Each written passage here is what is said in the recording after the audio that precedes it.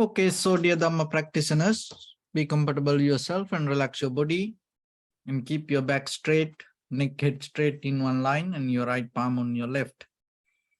So gently close your eyes and bring your attention to this bell sound, and while you're focusing to the sound, mentally relax your body, relax your mind and relax your breathing with your thoughts. So do nothing extra. Just follow the sound, please.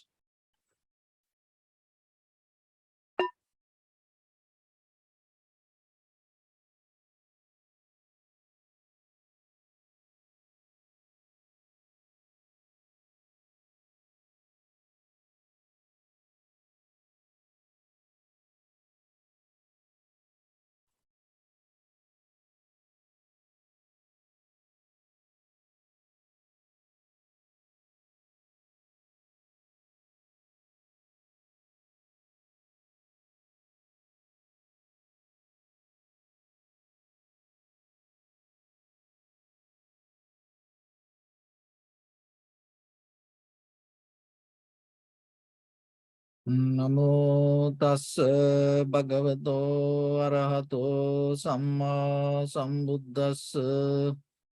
Namo tassa bhagavato arahato samma sambuddhassa. Namo tassa bhagavato arahato samma sambuddhassa. Homage to the Blessed One, the Exalted One, the fully enlightened One. So, dear Dhamma practitioners, before we start our practice session, as usual, we'll take few minutes to be very clear regarding the practice we do here, because when you become very clear with the whatever you do, what will happen, the effort, the energy you can put and get the best out of your practice.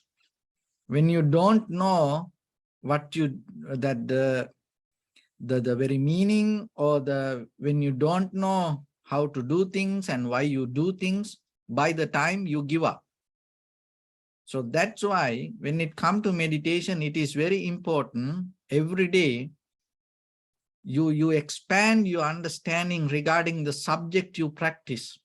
So for that, you have to bring the different views, and you have to open the different windows to get into the deeper meditation. That doesn't mean you change the technique. You keep the same technique, but you have to bring different explanations and different ideas and different way of understanding and different connotations or the interpretations regarding the same subject. So in that way, you can understand little by little, and you can go deeper into with your own practice. So as example, when it comes to meditation, we mainly practice tranquility meditation and vipassana meditation. So start to look into that and see what are the sutras that Buddha mentioned about the tranquility meditation and the vipassana meditation. Because there are many other sutras. As general knowledge, you can learn that things, but when it comes to meditation, and even when you read about articles, there are many other meditation techniques, but be more focused regarding what you practice. So that way, the time you spend and at the same time, the clarity you build up going to become more and more that resonate with you. So otherwise, what will happen? Otherwise, you keep jumping and going here and there and changing and dropping things on the way. So you are wasting your time and you are wasting your energy. And then maybe by the time you're going to end up with nothing. So you no need to go in that way. So that's why personally in my life, I used to practice many other things. But by the time I understood that there are many other things which we don't know, there are many other meditation techniques, maybe bring different kind of result. But when it comes to the depth of this all the wisdom, the tranquility meditation and vipassana meditation is the highest. And out of the tranquility meditation, the breathing meditation is one of the major important meditation technique. And each and everyone can practice that. There are many other techniques, many other the meditation techniques can easily practiced by somebody else. And then when it comes to the vipassana, if you deeply understand the very behavior and the very nature of the vipassana meditation, then you are capable to not even bound to any kind of tranquility meditation technique, because by the time the vipassana meditation or the vipassana understanding will give the ability, listen this very carefully and try to understand, it will give the ability not to clinging to even your own meditation practice. Because when it comes to the Buddha's teaching or the meditation, you have to liberate, your mind need to liberate from its own practice. You have to that release. You have to be free from your own practice. So when it comes to that level, there is no technique, there is no path, there is no method.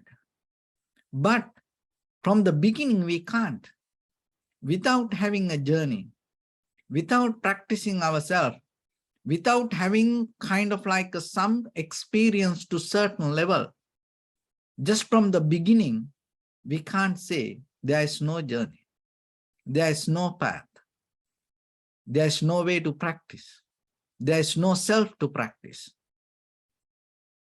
So that's why from the beginning you have to develop the tranquility state, and then from there, once you transform and develop the vipassana meditation, then by the time you are capable to understand and recognize what is this selflessness or the impermanent. So when it comes to our human history,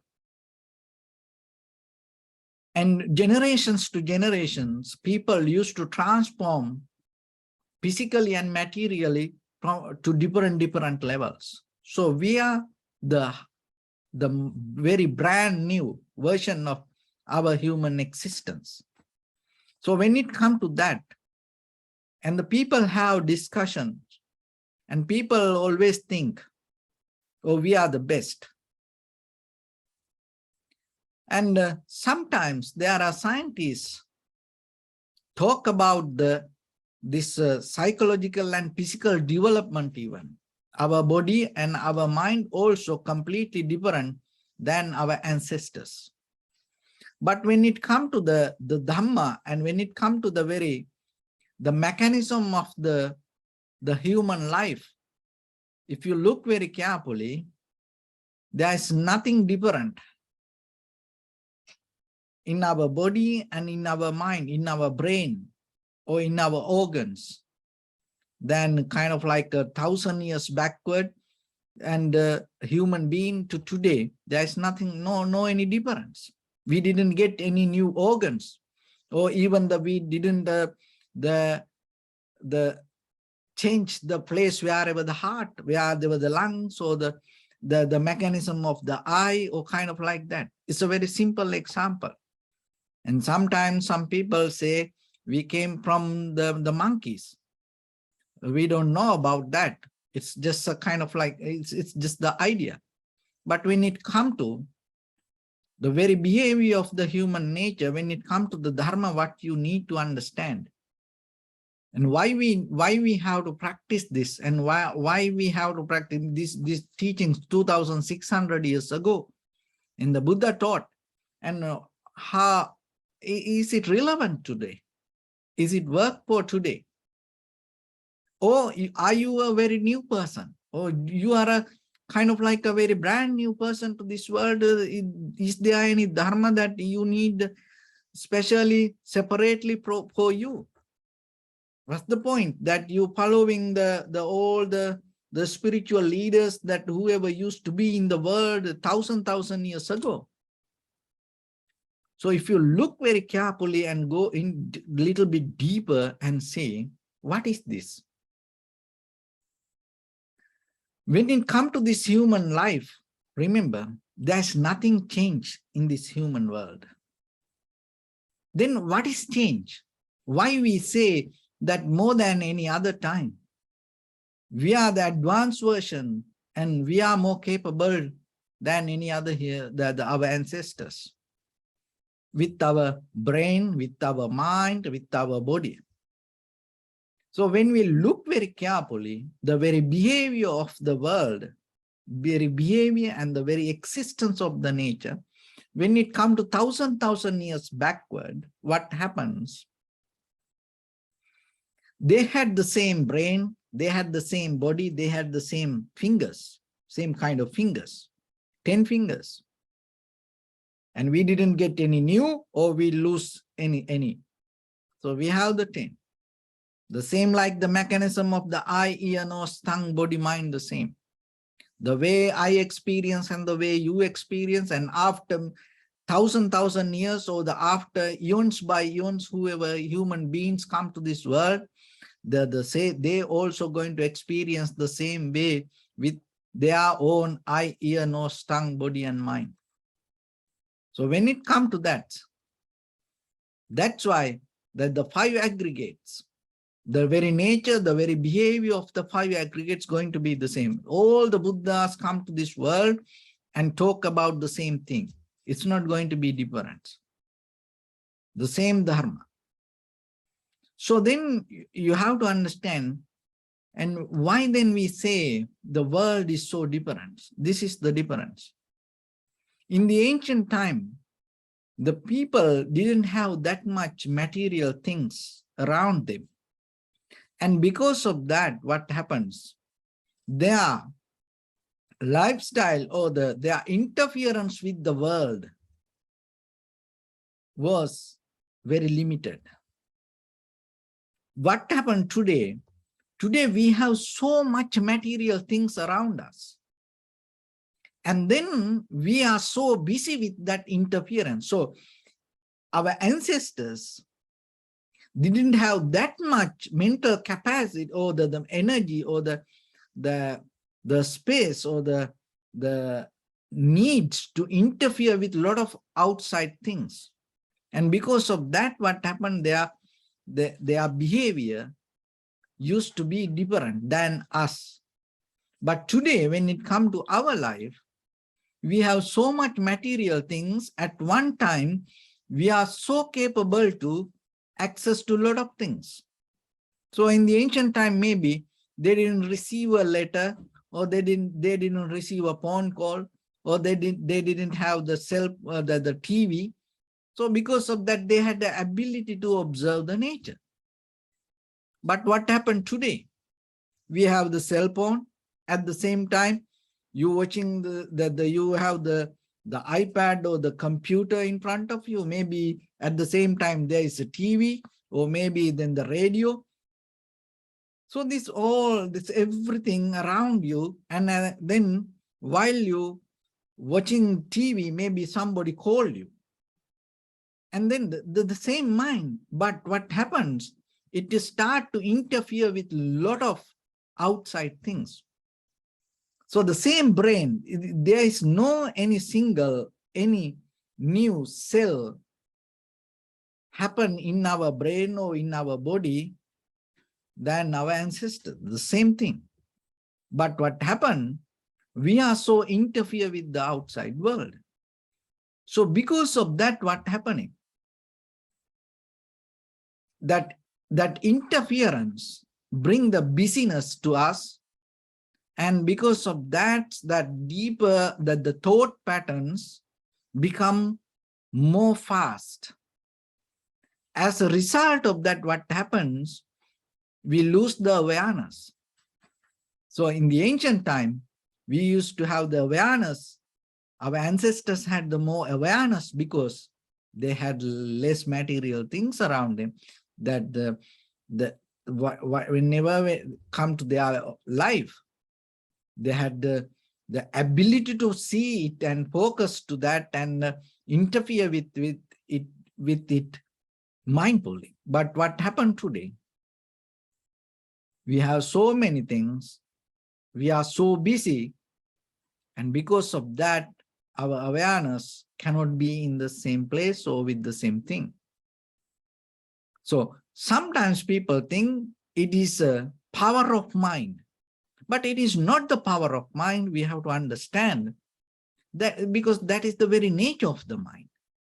So whatever around us, it always go and get connected with that. And the mind not happen separately, and the world not happen separately. The mind and the world, the environment and the mind, this both interconnected. So wherever you are, so what happened, whatever you experience going to be the same. So then you have to be very careful.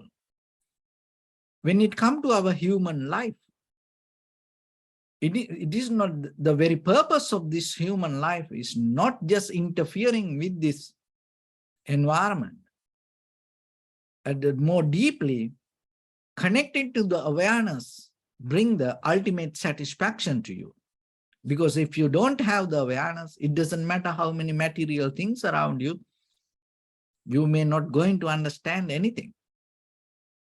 So then how you can get connected to that awareness and still live with this very busy material world? Because we can't escape from the world. We have to accept the world as it is.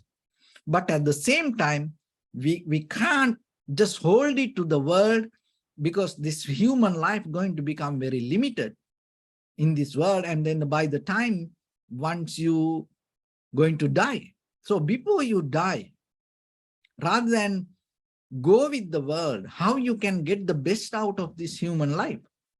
So that is our purpose. That is what we need to look.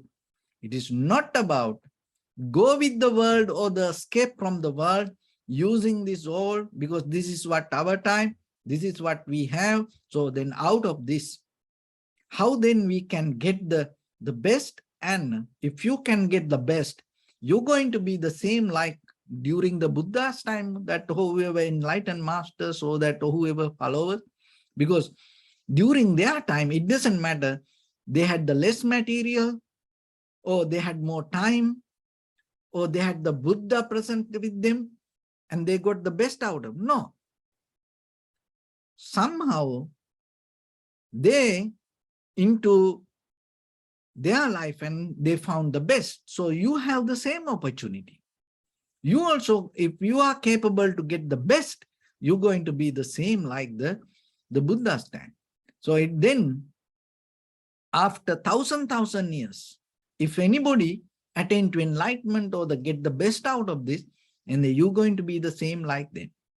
So then Dharma is a kind of like not related to that time. So the truth is not connected to kind of like the time. It is not responsible to the time, but always you have to remember your physical, this material world, that our positions, our dreams, our goals, desires, this all related to the time. When the time changes, that all going to change. So then it is very important for yourself to look, rather than go with that all, by the time how you can get the best and become the same like the Buddha's time, or maybe to the future, whoever find this path. So for that, how we can connect it to that. So when it comes to the Buddha's teaching, there's one of the major important teachings regarding the attachment. So it doesn't matter what you have or not. Maybe when we have the desire to hold it to things, that desire will start to build up the connections. So there are two different words we use: detachment and non-attachment. So here we have to understand, rather than non-attachment, because non-attachment, so that in that way, there is somebody exist without attachment. But rather than non-attachment, get into detachment is more deeply related to the wisdom. So how you can get into this detachment, renunciation? Because everywhere people like to have this detachment. Everybody appreciate that. But still, we keep clinging to things again and again and again. So the very reason we don't have the mindfulness.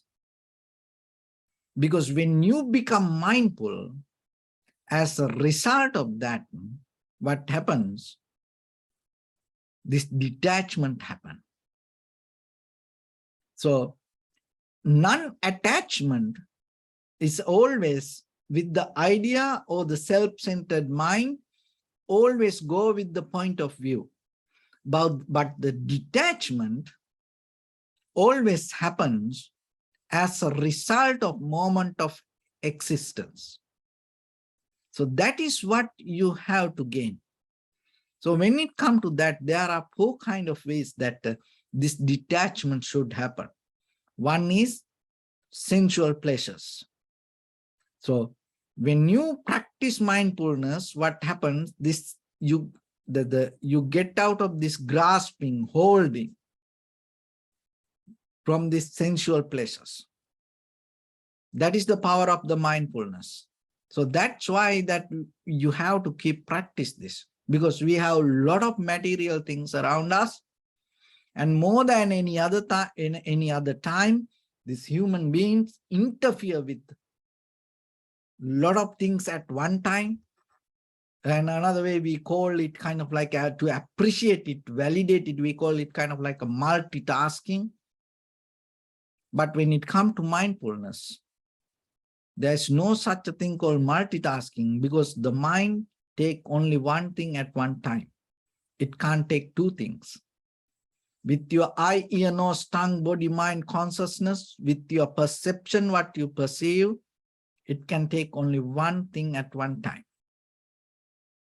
So then, if you become mindful regarding one thing, there is no way that you can think about another thing. So then the mindfulness itself brings the detachment. Then there is nothing to forget. There's nothing to let go. There's nothing to not to attach, because the mindfulness itself means detachment. So then the very first one, the grasping nature, holding nature, it's with the sensual pleasures, like, dislike, and regarding the material things, and the whatever in day-to-day activities that we go with, and with all the ideas that we hold from the world, the life should be like this. And people always like to have a good life, and everybody look for that in the world. And because of that, what happened with our eye, ear, nose, tongue, body, mind, we always categorize, we always develop the resistance, and we always keep running towards something. So what happens when you become mindful? You start to get out of that. So other one is the detachment should happen from the views. So it's kind of like intellectual ideas. We are so craving than more than any other things for new ideas, new things, and new knowledge. And from childhood, we learn to gain new things, new things, new things. But when it comes to the wisdom path, you don't go for new things, you go for profitable things. Go for new things and go for profitable things, two different ways. So getting to profitable things, you have to have some kind of wisdom. But to get a new thing, you don't need that. Anything you can get. You can listen to anything. You go to YouTube, you can watch anything. You can listen to anybody. And it's going to become, of course, it's going to become new thing for you.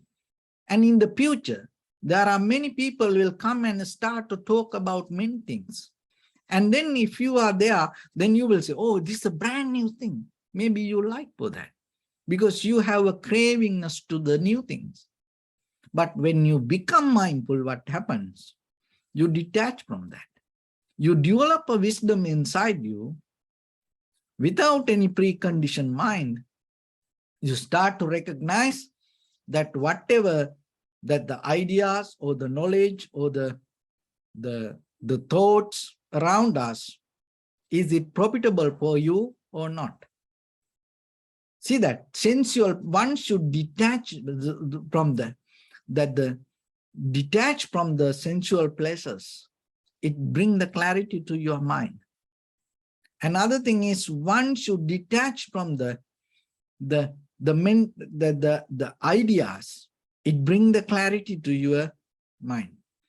And the third one is kind of like the detach from rituals.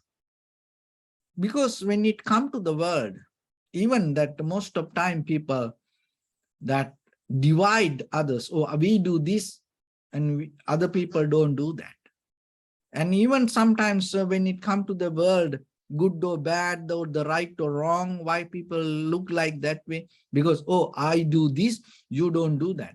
And sometimes if you don't have that deeper understanding, your own mental practice, sometimes your own meditation, your own rituals, your own precepts, sometimes can divide the society and it can bring a hard time to you. As example, you practice meditation and you think, oh, practicing meditation is good.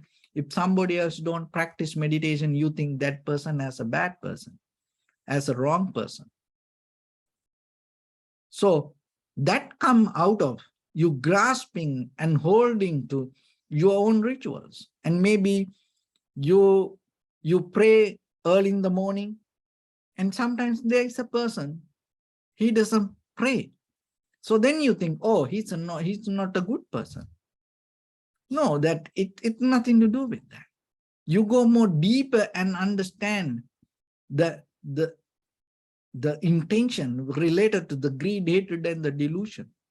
Then, as you know, some terrorists, so they are so ritual. They practice rituals. They pray many times per day.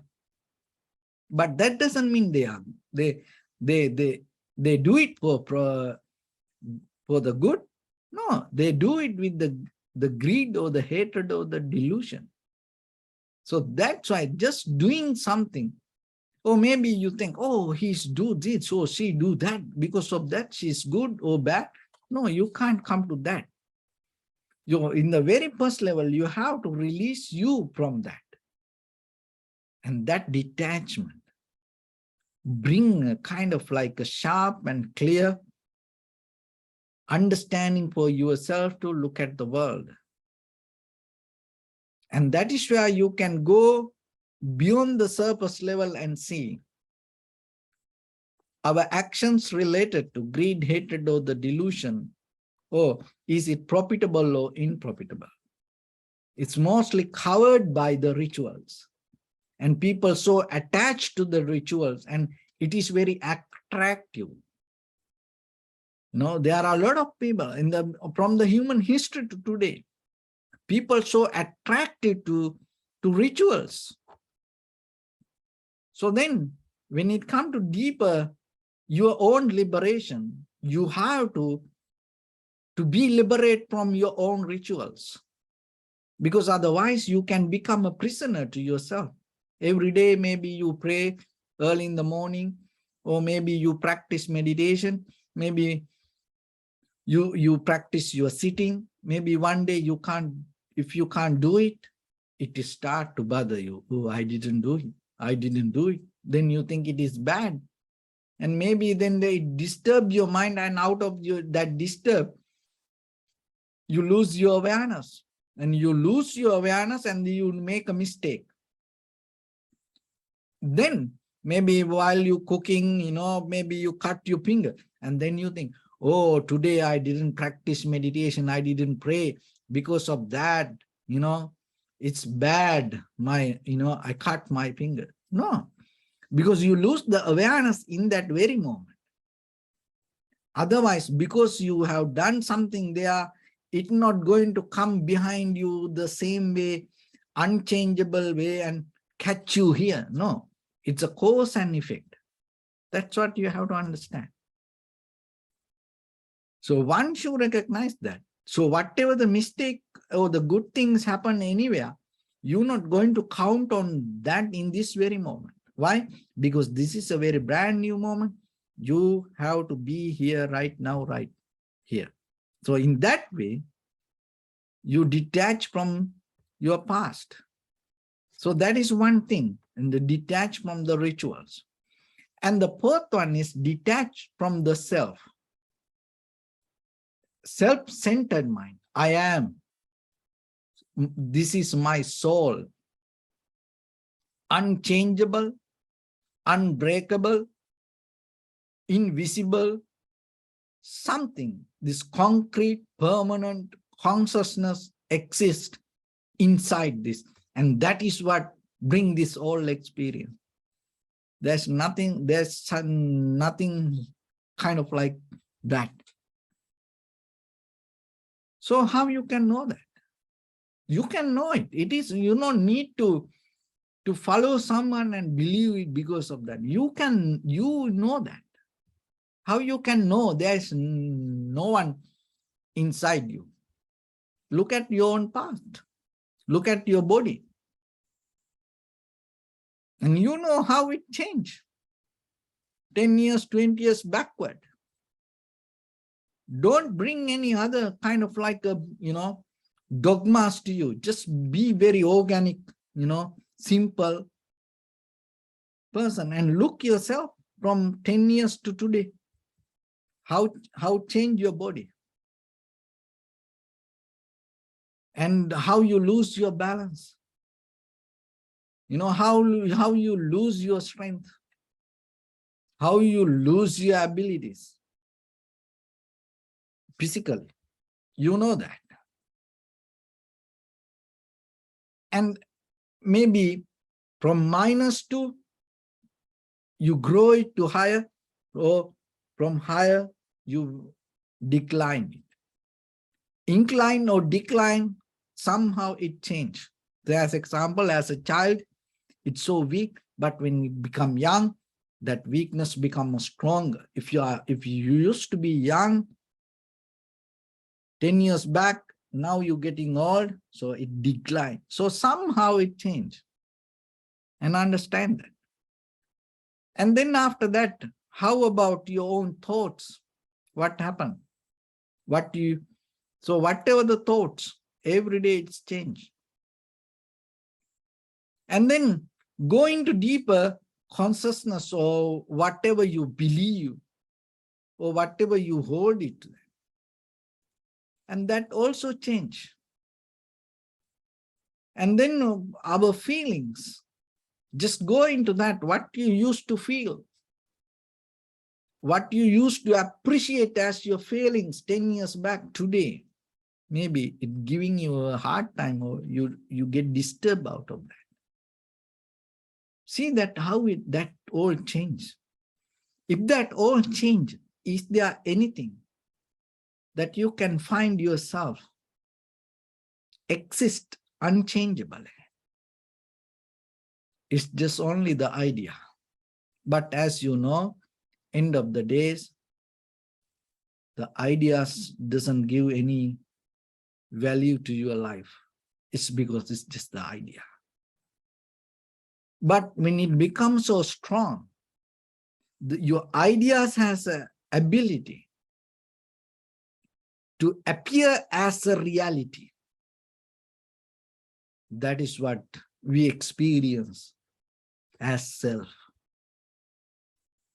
So that's why the mindfulness bring the ability for yourself to get out of that appearance of reality, appearance of your imagination, break down and give connection to what is exactly the happening and what is exactly the true reality happening right now, right here.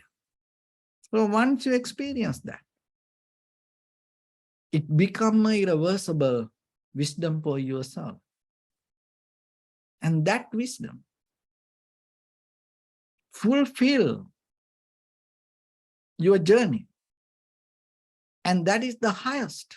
And once you have the highest, this lower level of all other needs going to disappear. So once it disappear like that, there is nothing that you have to practice, or you have to resist, or you have to work for that.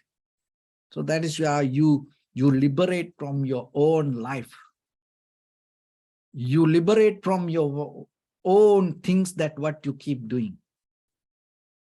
And once you liberate from that, there's no way you're going to come back. Why? Because there's nothing to do. You already experienced that. And once you have that wisdom, before you end this life, you will experience what is the meaning of this human life, and what the Buddha taught, and what is the meaning of this wisdom, and what is the meaning of liberation, and how it look like. So with that, let's get into practice a little bit now. So your right palm on your left hand neck, get straight in one line and be comfortable with your posture. So bring your attention to your body and scan head to toes yourself and say Sopatveva. Oh, may I be well and happy 3 times.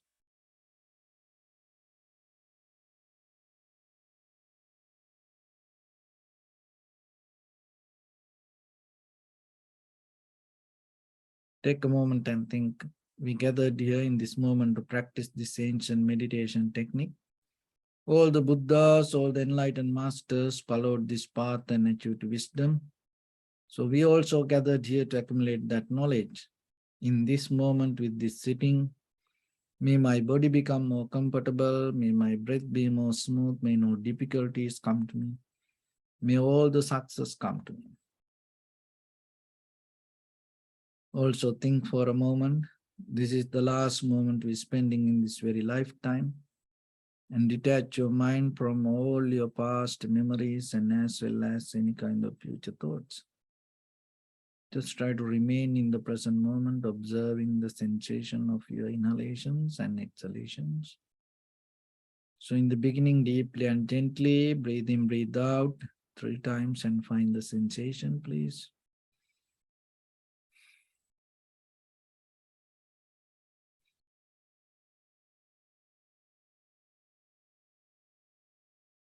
And allow your inhalations, exhalations happen itself. When it happens through the sensation, recognize it. Don't follow your imagination. Don't interfere with any ideas or thoughts. Just allow it to happen itself. Do nothing extra.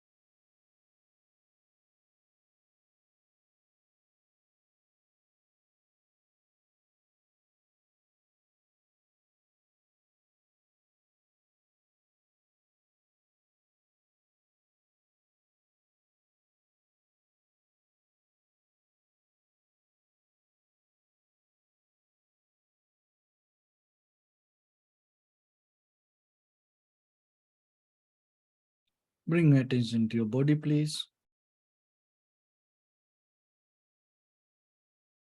Observe your posture.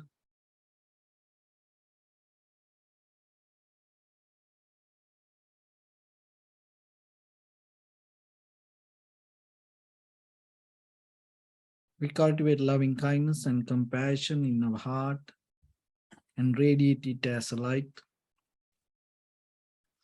through entire your compound, village, city, state, country, world, around this universe. Also, as far as you can, through galaxies, other planets, stars. Reminding yourself like this. With clear intention, mentally repeat after me.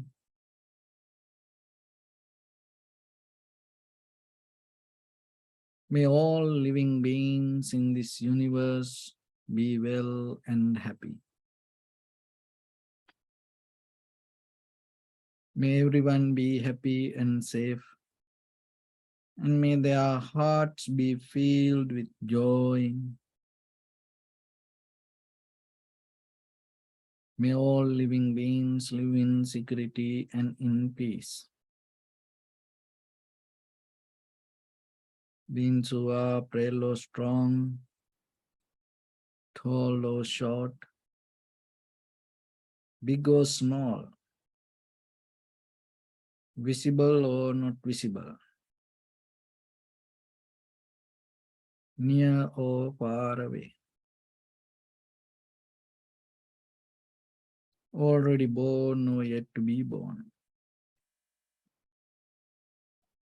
May all of them dwell in perfect tranquility.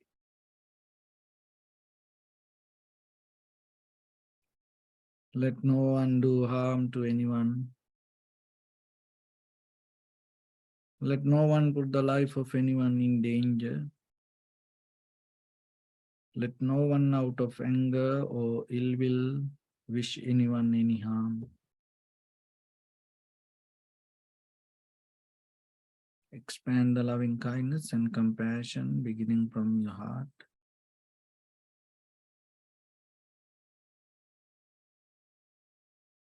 Forward. Visualize yourself and send it as a light.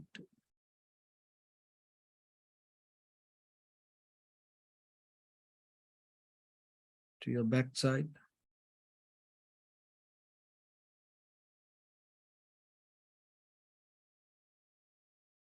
To your left side.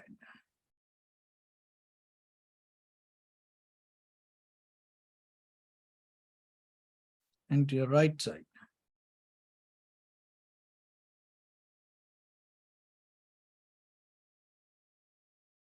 Downward.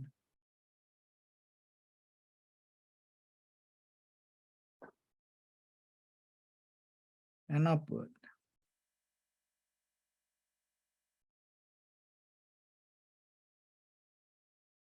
To all 6 directions at once. Like the moon, the sun, spread the light, spread the energy, without any condition, without any limitation, without any resistance or without any judgment. Let your heart to shine with the loving kindness and compassion from the bottom of it, with the maximum effort to the highest. Wishing yourself, may all living beings in this universe be well and happy.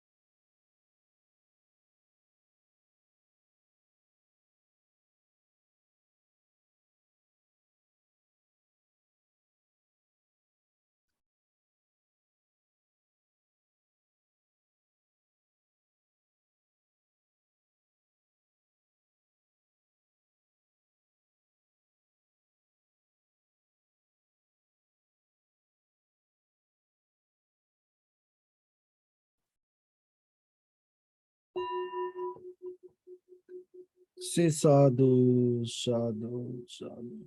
So first of all, we offer this practice to the great qualities of the Buddha, Dhamma and the Sangha. And also by the power of this meritorious deed, may all of us attain to the supreme bliss of Nibbana. May all your guardian angels and deities will receive these merits and increase their longevity and protect all of you from any kind of planetary influences or any ill effects.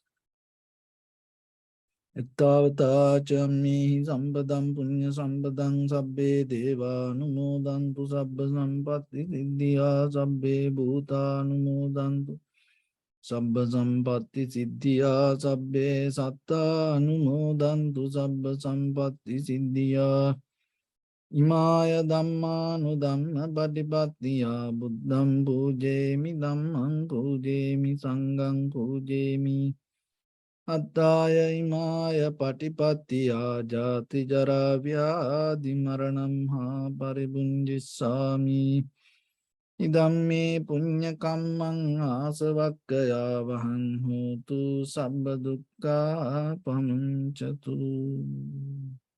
Bless you.